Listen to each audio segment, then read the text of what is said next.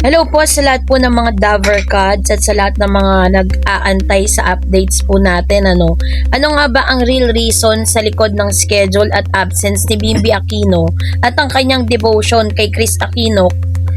Patungkol po sa kawalan na naman ni Bimby ngayon, kasi marami pong nagtatanong kung nasan daw si Bimby, bakit daw wala siya ngayon sa Eat Bulaga. So yun ang ating pag-uusapan maya-maya lang. But before that, if you haven't subscribed yet to my YouTube channel, please don't forget to like, share, and subscribe at hit mo na rin ang notification bell for more showbiz updates. So bago tayo magpatuloy, let's watch this video clip.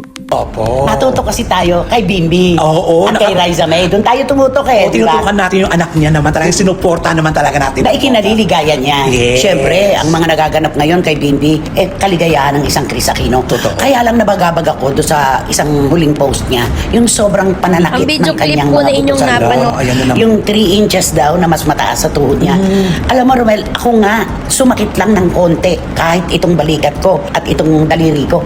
Pagkasakit-sakit na. Paano pa yung hindi ka nakakatulog ng ilang gabi dahil sa sobrang sakit ng mga buto mo? Naku, nakakatakot naman yung mga ganyan. Yung matagal Ang na video nanahimik clip po tapos na inyong magpo-post, napanood. meron pa rin dinaramdaman. Oo. Yan ang At nakakatakot. patuloy pa rin ang panghingi niya ng panalangin. Kasi hindi ganun kasimple yun. Oo. Yung autoimmune, sabi nga nila, walang paggaling yan. Depende na lang sa paghawak. Akala pa naman natin, okay na kasi nakikita natin siya, nagpupunta na ng studio. Oo. Ano yun? At saka kasi yung stress, alam mo, malaking bagay yan Ang talaga. video eh. clip Buti may po na pera inyong siya. napanood.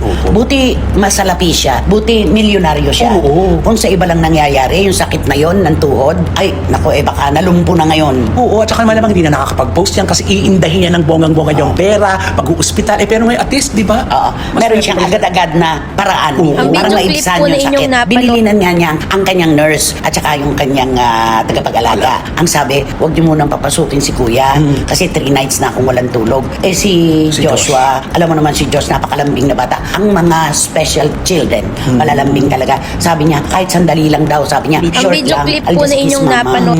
Tapos lalo siyang masyado siyang naging emosyonal nung ibigay ni Josh yung kanyang shoulder. Here's my shoulder, sabi sa kanya. Sweet. Di ba? Napaka-sweet talaga. At si Bimby naman, talagang hindi niya inuuna ang iba. Inuuna niya ang mama niya. Kaya naman nakita mo. Napakaswerte ni Kris sa Ang video magkakaroon clip po na ng inyong mga anak na napanood. malalambing at marespeto sa kanya. Oo, na hindi natin akalain na ito pala mga anak niya magbibigay saya sa kanya. Oo, sa ganitong totoo mga yun. Totoo pagkakataon. yun. Isipin mo, may nurse ka, meron kang caregiver, pero iba pa rin yung saya na ibinibigay ng mga anak. Oo. Akbayan nga lang siya ni Kuya Josh at saka ni Bim, masaya na siya, di ba? Ang video clip Kaya po naman na nakita inyong mo si napanood. Bimby, ginagawa ang lahat para lang ikaligay. Mapasaya yung nanay. niya. Mararamdaman mo talaga ng ginagawa niya ito kasi ito yung gusto ng nanay. At malamang gusto rin ni Bimby, pero mas malamang gusto ni Kris yung ginagawa niya. Alam mo, manang-mana sa kanya si Bimba. Oo. Nakita mo yung binigay na bulaklak kay Riza May. Ah, diba? Pagkalaki-laki, hindi magkasya-kasya dun sa tricycle. Very Ang Kris video Aquino clip talaga. po na inyong Very napanood. Kris Aquino, manang-mana. I'm sure sinasabi niya na ang pinakamagandang ibibigay mo sa babae, flowers. Kasi ganun siya, di ba? Pero alam mo, kahit pa alam natin na sobrang sakit ng mga buto ni Kris Aquino, meron din naman siyang post na nakakapagpalubag ng ating kalooban. Katulad yung pakikipag-meeting nila ni Bimby. Ang video Di clip ba? po na Sa inyong mga napanood. taga-ABS-CBN Music, kina Roxy Liquigan at kay Jonathan Manalo. Alam mo, ang pinagkwentuhan dito at pinagmitingan, palagay ko recording na ni Bimby. The Diamond Hybrid mattress, with its motion isolating foam, eliminates any movement from the other side of the bed, making it perfect for Jose and Ang I's video clip different po work na inyong schedules. napanood.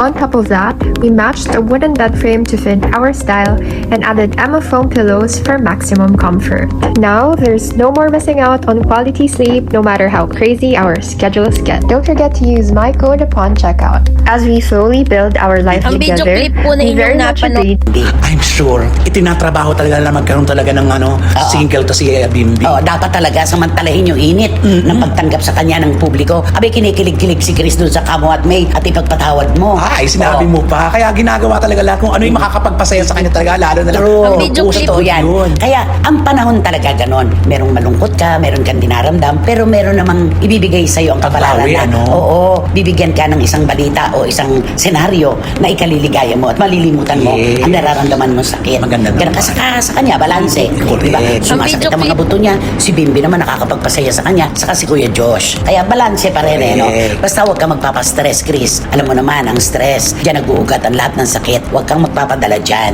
Yun ang kailangan.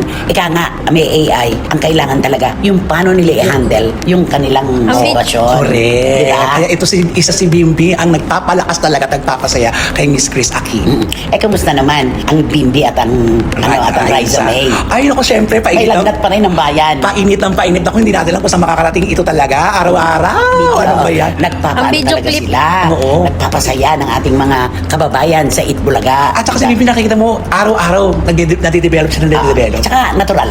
Napaka-ano niya. Kumbaga, natural na natural ang dating niya sa publiko. Totoo. Hindi ina-ensayo. Correct. Hindi minememorize. Basta, di ba? At hindi na siya tinuturuan. Ang video Alam clip po alam niya na yung ginagawa niya. Gustong-gusto niya yung ginagawa. Totoo yan. Ang dami-dami nagtatanong sa akin, ang hirap maging Chris Aquino. Ay. Napakasaya dahil, alam mo na, galing sa isang buena Buena. familia, sikat na sikat. Alam mo, ewan ko na lang ano. Pero, syempre, sa kabila ng popularidad niya at kayamanan, na ibibigay at Ang video ibibigay pa clip rin na iba sa atin. Kani-kanyang problema lang talaga. Oo, lahat talaga tayo may kanya-kanyang Oo, dinadala. pasan-pasan natin yan.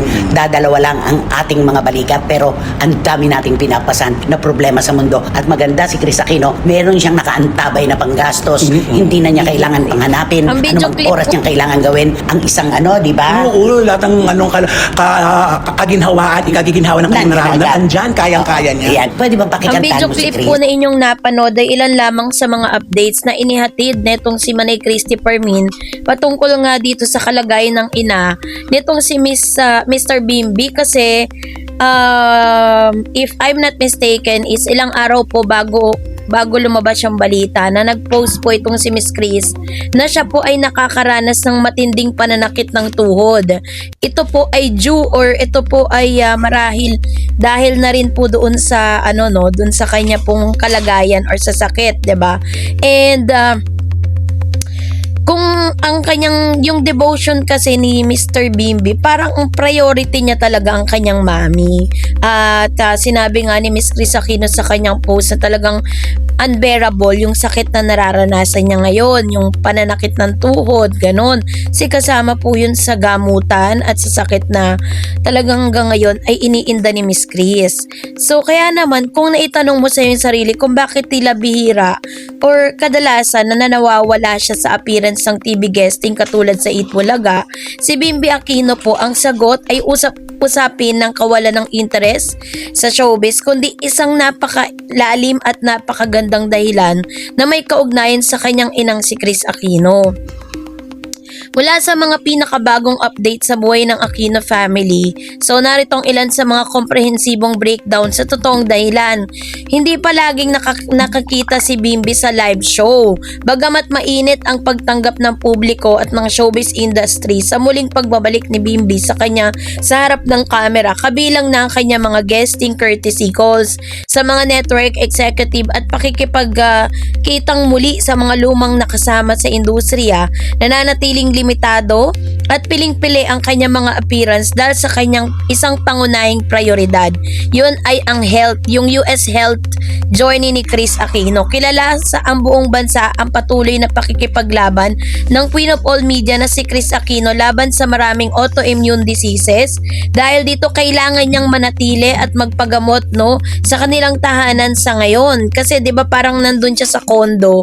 At dahil nga pag ganun pala yung kalagayan ni Miss Chris, talagang nandoon po lagi si Josh tsaka si Bimbi para po umalalay sa kanilang mami. Kasi parang yun talaga yung kanilang devoted son kasi to si Bimbi. Kaya parang it doesn't matter kung meron pa siyang commitment ngayon kasi hindi niya pwedeng ipagpalit yung attention na ibibigay niya sa kanyang ina doon po sa showbiz career na meron siya ngayon. Kasi base po dun sa mga report na inilabas nitong si Miss Christy Permin, sinasabi nito na parang ginagawa ni Bimbi to, na parang tinutuloy niya yung buhay niya kasi sabi nga ni Chris, kailangan daw magpatuloy ang buhay ni Bimbi